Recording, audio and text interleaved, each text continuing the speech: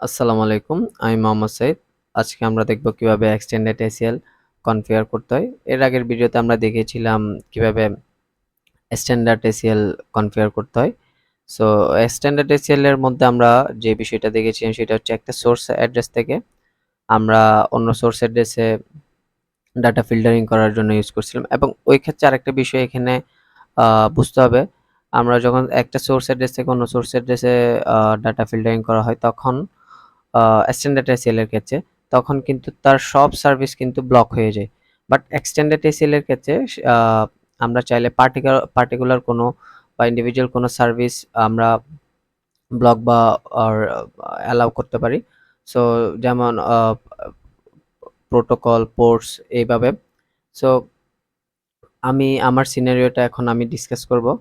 ধরেন আমার এই ৩ নাম্বার রাউটারে আমার টেলনেট কনফিগার করা আছে। আ এবং আমি চাচ্ছি আমার যে এই 192.168.2.0 নেটওয়ার্ক আছে তার একটা ডিভাইস ধরেন 2.15 যেটা আছে সেটা তার সবকিছু অ্যাক্সেস করতে পারবে। এই রাউটার 3 এর সবকিছু অ্যাক্সেস করতে পারবে অনলি আ টেলনেট প্রোটোকল বাদে। সো আমার সে টেলনেট প্রোটোকলটা বা টেলনেট সার্ভিসটা সে অ্যাক্সেস করতে পারবে না। সে আমার রাউটার 3 কে পিং করতে পারবে। তার EIGRP, OSPF, RIP এই প্রোটোকলগুলো এখানে প্যাকেট ট্রান্সফার করতে পারে। বাট শুধুমাত্র আ আমার যে টেলনেট সার্ভিস যেটা আছে সেটা অ্যাক্সেস করতে পারবে না। সো এটা আমরা এখন দেখব কিভাবে কনফিগার করতে হয়। প্রথমত আমি রাউটার 3 টা লগইন করতেছি।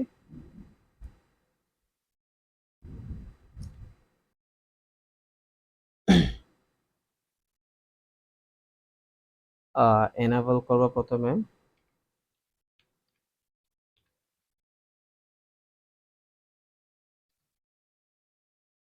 কনফিগ টার্মিনাল থেকে আমার আ যেহেতু টেলনেট সার্ভিসটা সে অ্যাক্সেস করতে পারবে না, প্রথমত আমি টেলনেটটা কনফিগার করব।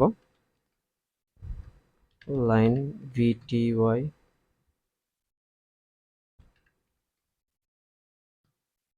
024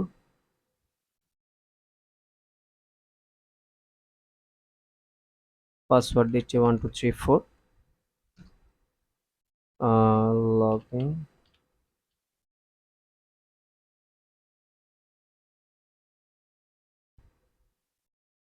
এক্সিট।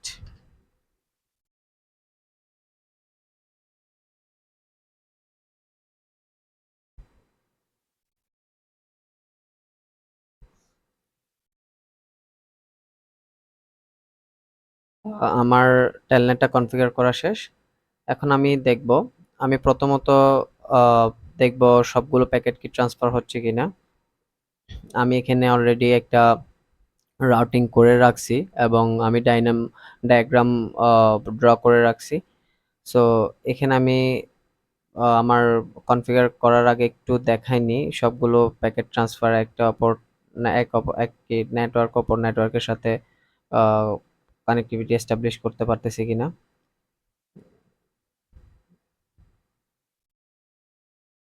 ফার্স্ট প্যাকেট ড্রপ হয়। এরপরে আমি আরেকবার দেখি। ফার্স্ট আ এই নেটওয়ার্ক সাকসেসফুল।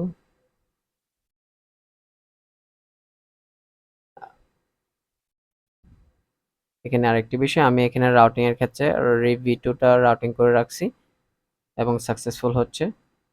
আ এই রিভ2 সম্পর্কে কারো কনফিউশন থাকলে আমার এর আগের ভিডিও আছে। সেখানে আপনারা চাইলে দেখে নিতে পারেন রিভ2 কিভাবে কনফিগার করতে হয়। সাকসেসফুল। তার মানে আমার রাউটিংটা ওকে আছে। আমি এখন এই আ এই নেটওয়ার্কের এই ডিভাইস থেকে একটু দেখি আমি আ আমার রাউটার 3 এর টেলনেটটা অ্যাক্সেস করতে পারি কিনা।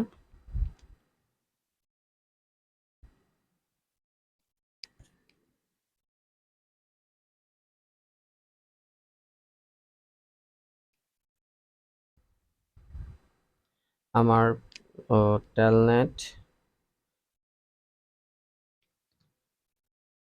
এর ইন্টারফেস আইপি হচ্ছে এর গেটওয়ে আইপি হচ্ছে 168.5.20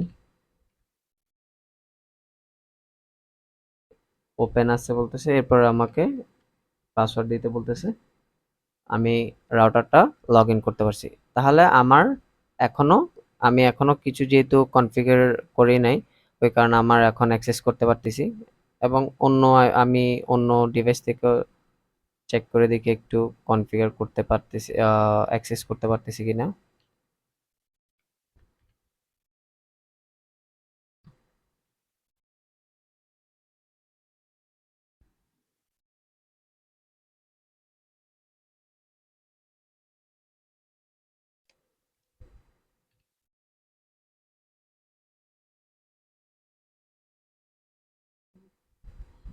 পাসওয়ার্ড চাচ্ছে।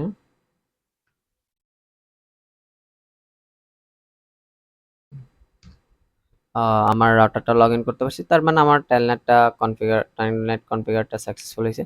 তো এখন যেহেতু আমার এই ডিভাইস থেকে আমার টেলনেট অ্যাক্সেস করা যাচ্ছে, বাট আমার সিনারিওটা হচ্ছে আমি এই ডিভাইস থেকে এই রাউটারের আমার টেলনেটটা অ্যাক্সেস করতে পারবো। ধরেন এভাবেও আমরা চিন্তা করতে পারি, ধরেন আমার এটা একটা অফিস এনভায়রনমেন্ট এবং আমার এখানে কিছু ইউজার আছে। তো আমার এই ইউজারটা হচ্ছে 2.15টা হচ্ছে নিউ ইউজার বা নিউ মেম্বার। সে তাকে আমি ফুল অ্যাক্সেস দিতে যাচ্ছি না।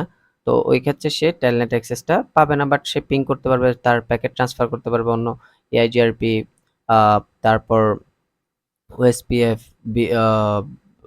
রিপ, এগুলো সে ট্রান্সফার করতে পারবে, বাট টেলনেট অ্যাক্সেস করতে পারবে না। অন্য মেম্বাররা পারলেও সে পারবে না। সো তার জন্য এখন আমি যেহেতু টেলনেট আমার এই রাউটারে কনফিগার করছি, এখন আমি কিভাবে এক্সটেন্ডেড এসিএলটা করব সেটা দেখাচ্ছি। প্রথম আমি কনফিগ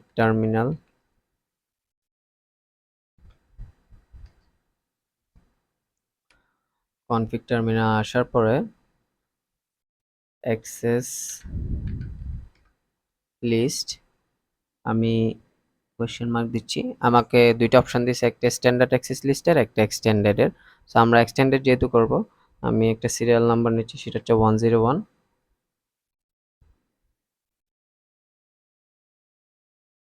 এরপরে আমি যখন কোয়েশ্চেন মার্ক দিছি, আমাকে তিনটা অপশন দিয়েছে, একটা ডিনাই, পারমিট, রিমার্ক। সো আমি যেহেতু ডিনাই করব, সেখানে আমি ডিনাইটা চুজ করতেছি।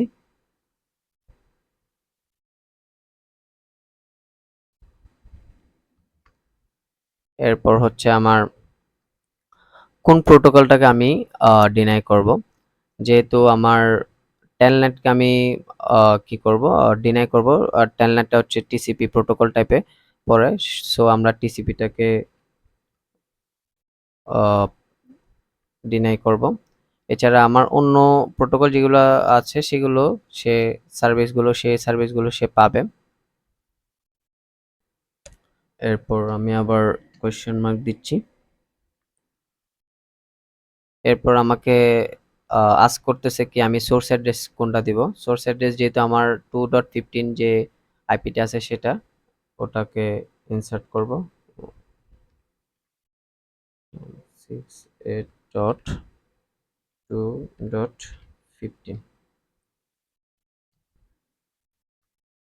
এরপর হচ্ছে আমার সোর্স অ্যাড্রেসের ওয়াইল্ড কার্ড মার্কস দিব। যেহেতু আমি পার্টিকুলার একটা আইপি কে ডিনাই করব, সে কারণে আমরা 0.0.0 ইউজ করব।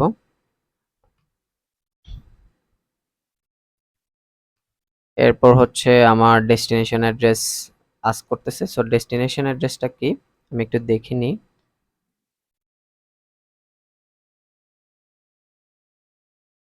ডেস্টিনেশন অ্যাড্রেস হচ্ছে আমার এখানে, যেহেতু সে এই রাউটার লগ ইন করতে এই ইন্টারফেস দিয়ে আসবে ডাটাটা। সো এই ইন্টারফেসের আইপিটা দিব আমি 192.168.5.20।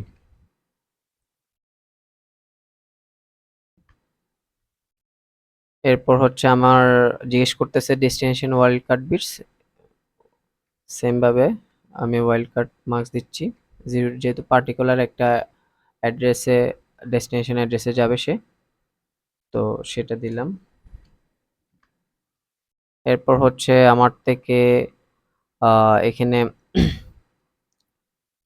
অনেকগুলো অপশন আসছে, সেখানের মধ্যে হচ্ছে আমরা ইকিউটা নিব। ইকুয়েটর নেওয়ার মূল উদ্দেশ্য হচ্ছে আমার ইকিউ মানে ইকুইভ্যালেন্ট, অর্থাৎ ইকুইভ্যালেন্ট কার সাথে, মানে আমার এই যে পারপাসটা সেটা হচ্ছে কি আমার ডিনাই করব 2.15 নেটওয়ার্ককে কোন ইন্টারফেসে যেতে 5.20 তে। সো ইকুইভ্যালেন্ট এবং সেখানে কোন অ্যাক্সেসটা সে ব্লক পাবে সেটা হচ্ছে telnet. So telnet equivalent telnet প্রোটোকলকে। আর মানে তার মানে হচ্ছে আমার সে টেলনেট ছাড়া অন্য সব সার্ভিস সে অ্যাক্সেস করতে পারবে, বাট আপনার এটা কি বলে টেলনেটটা সে অ্যাক্সেস করতে পারবে না। বাট এখানে আরেকটা অপশন আছে নন ইকুইভ্যালেন্ট, এটাও যদি দিতাম আমি তাহলে এনইকিউটা এবং টেলনেট দিতাম, তাহলে সে টেলনেটটাকে অ্যাক্সেস করতে পারতো, বাট অন্য সব সার্ভিসটাকে সে সব সার্ভিসগুলোতে অ্যাক্সেস করতে পারতো না। সো আমরা যেহেতু এখানে ইকুইভ্যালেন্ট, আমরা টেলনেটটাকে অ্যাক্সেস ব্লক করব, সো এই কারণে আমরা ইকুইভ্যালেন্ট দিয়ে টেলনেট প্রোটোকলটা দিব। তারপর আমি একটু কোয়েশ্চেন মার্ক দিয়ে দেখাচ্ছি। এই যে আমার প্রোটোকল নাম্বারটা দিতে বলছে এখানে টেলনেট, আর এখানে আরো বিভিন্ন প্রোটোকল নাম্বার আছে। আমার টেলনেটের ক্ষেত্রে আমরা 23টা ইউজ করব।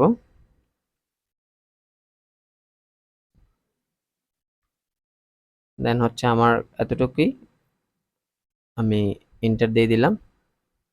এরপর হচ্ছে আমার, যেহেতু আমি শুধু একটা পার্টিকুলার আইপি কে ব্লক করব এবং অন্য সব আইপি তার টেলনেটটা অ্যাক্সেস করতে পারবো, সেজন্য আমি পারমিট দিয়ে দিব। তার জন্য অ্যাক্সেস লিস্ট 101 পারমিট। পারমিটের পর আমি কোশ্চেন মার্ক দিছি, এখানে হচ্ছে কাকে পারমিট করব, আইপি গুলোকে। সো আইপি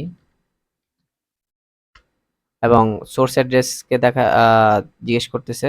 সোর্স অ্যাড্রেস বা এনি সোর্স হোস্ট, আমি যেহেতু অন্য সবাইকে অ্যালাউ করব ওই কারণে এনি ইউজ করব।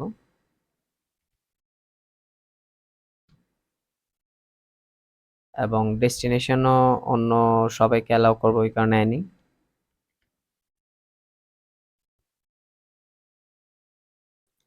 আমার অ্যাক্সেস লিস্টটা কনফিগার করা শেষ। এরপরে হচ্ছে আমি একটু ভেরিফাই করব।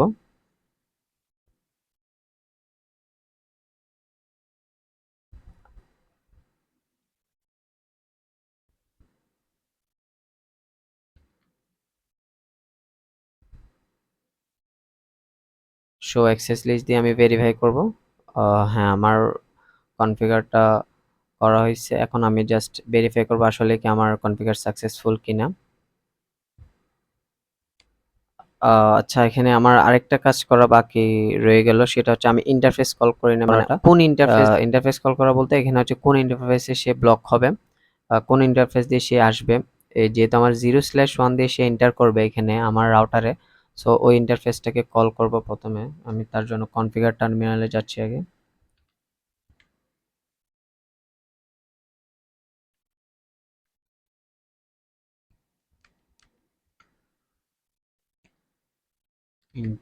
ইন্টারফেস জিআইজি 0/1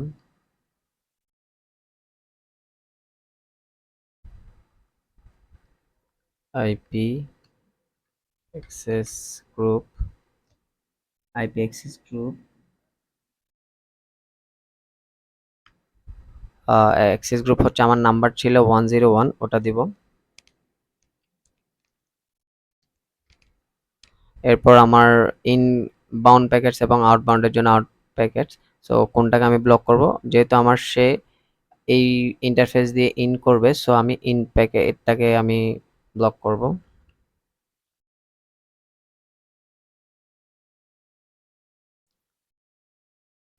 এরপর আমি এক্সিট দিচ্ছি। এতটুকুই থাক। এখন আমি একটু ভেরিফাই করব আসলে কি আমার কনফিগারটা সাকসেসফুল হয়েছে কিনা। আমি 2.15 এর কমান্ড প্রম্পটে যাচ্ছি।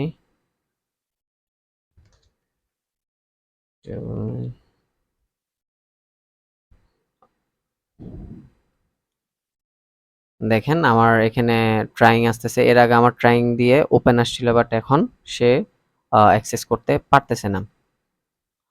অর্থাৎ তার টেলনেট অ্যাক্সেসটা ব্লক দেখাচ্ছে। আমি অন্য একটা ডিভাইস থেকে আমি লগ ইন করার চেষ্টা করি। আমি 2.20 থেকে লগ ইন করার চেষ্টা করতেছি। টেলনেট 192.168.5.20 ওপেন বলতেছে, দেন পাসওয়ার্ড আস্ক করতেছে, পাসওয়ার্ড দিলাম, এনাবল, লগ ইন করতে পারতেছি এখন।